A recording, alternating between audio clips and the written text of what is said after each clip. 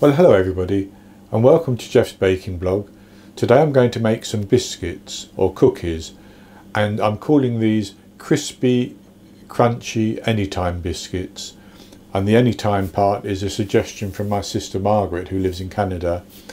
I would have called them no time biscuits because you can eat them in no time at all, but that was her suggestion, anytime. And these biscuits are light and crispy and crunchy with a very nice texture to them, and I'm making these as part of a 2-video project because I want to use some of the biscuits as the base for raspberry mousse domes that I'm going to make. So although I'll have this as a separate video and I'll have the domes as a separate video, when I put them online I'll also incorporate this biscuit recipe into the dome recipe. So this is very simple. It doesn't have many ingredients, and I'll go on to those ingredients now. And I have 200 grams, which is 1 1/3 cups of plain flour there. I have 5 grams, which is 1 1/4 teaspoons of baking powder, which is unusual for this type of biscuit. I have 100 grams of light brown sugar, which is 1/2 cup. I have 150 grams, which is 10 1/2 tablespoons of unsalted butter, which is cold and cubed, and I have a pinch of salt. So the first thing we need to do is to make our biscuit or cookie dough. And to make the dough, I'm going to put my baking powder and my salt and the sugar into the flour, and I'm just going to stir that around and get that combined a little bit, and then I'm going to put that into the processor bowl of my immersion blender. You could do this by hand, rubbing the butter into the dry mixture and forming it into a dough, but it's so much quicker in the processor bowl. So I'm going to put the dry ingredients into the bowl.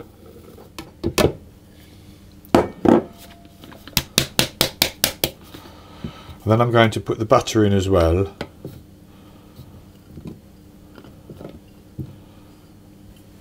And I'm just going to toss that butter a little bit in the dry mixture so that it gets coated a little bit before I start processing. That way, hopefully, it doesn't start clinging too much to the side of the bowl. If it does, it doesn't matter. You can scrape the bowl down. There's no problem with that. So that's good enough. And then I'm going to put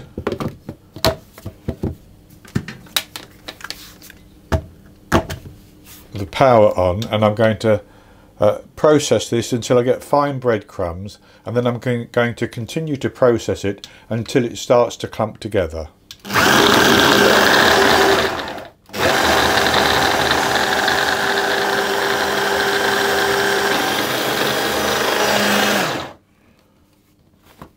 So that's beginning to clump together now, I can see that. So to finish it off as a dough, I'm going to put that into a large bowl.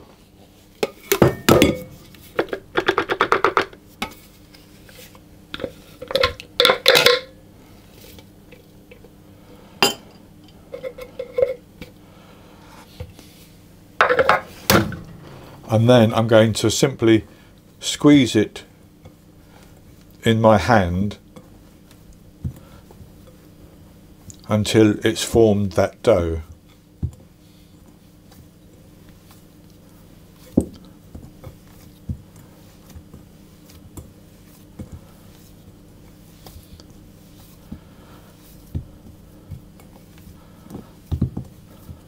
And that's good enough.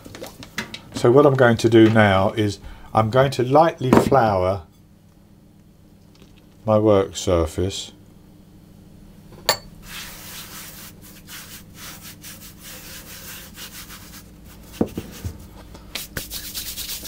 and I'm going to take about half of the dough to start with.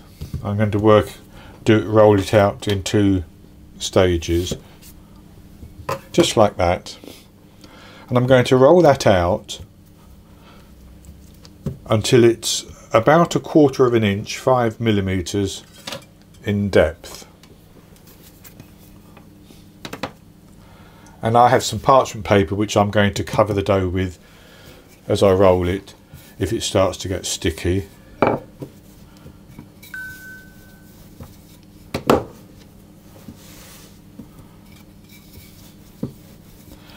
And it doesn't matter with crooked edges because we will re-roll the dough to cut out more of the biscuits.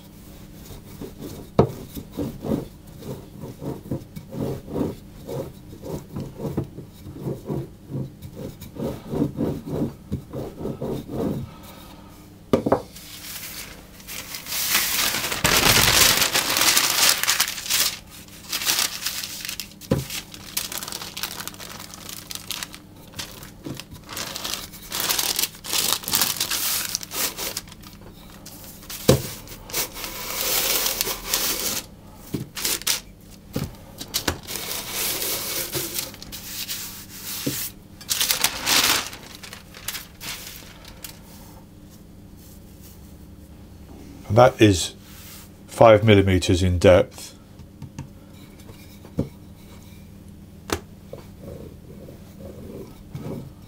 So then I'm going to cut out some rounds. Now I just want to explain about the rounds.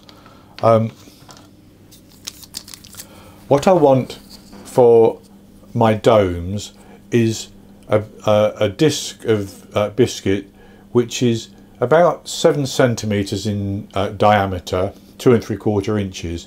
However, this dough will spread. I'm going to chill it in the fridge, but it will still spread when it bakes. And so I'm going to cut out about 6 centimeters, which is 2 1/4 inches, and then as it spreads, it will be just about the size I need. So I'm going to cut it out and place it onto a baking tray, and I have to leave a good gap between each one because, as I say, they're going to spread.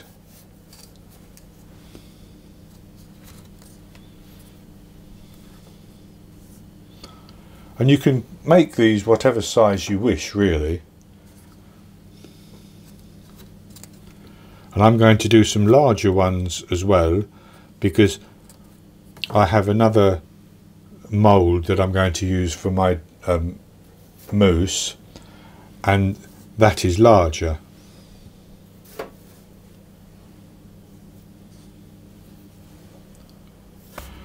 So I'm going to re-roll the dough to cut out more shapes.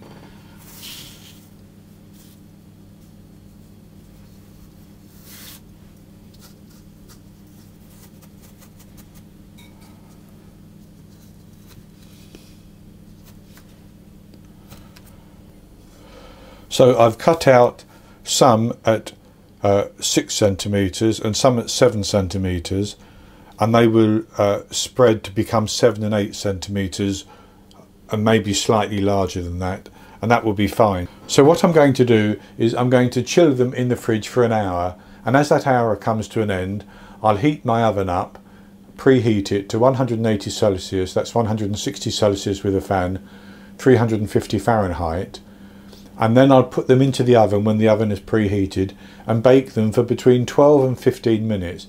Probably about 13 minutes to 14 minutes is going to be good enough. They will rise in the centre and dome as they bake, and they will spread, and then just as they're about ready, they will sink down and become fairly level, not completely level, but fairly level again. I take them out of the oven at that stage, and then I'll leave them to cool for a couple of minutes, and I'll come back and show you the results. I baked the cookies for 13 minutes, and I've taken them out of the oven, and I'll show you they're still very, very hot. This is what they look like, and I still have another 2, 4, 6, 8 to bake, which I'll do shortly. So they're just about cool enough. I could put them onto my wire rack now, and I would just lift them up like this, and they're still a little bit soft, so you can leave them on for a little bit longer. But what I have over the back here are the ones which I made yesterday as a trial. In fact, I made these 2 days ago as a trial, and you can see they have a nice sort of light texture you can see from the bottom. And I'll just break this one open and show you the inside, and I'll have a taste of it.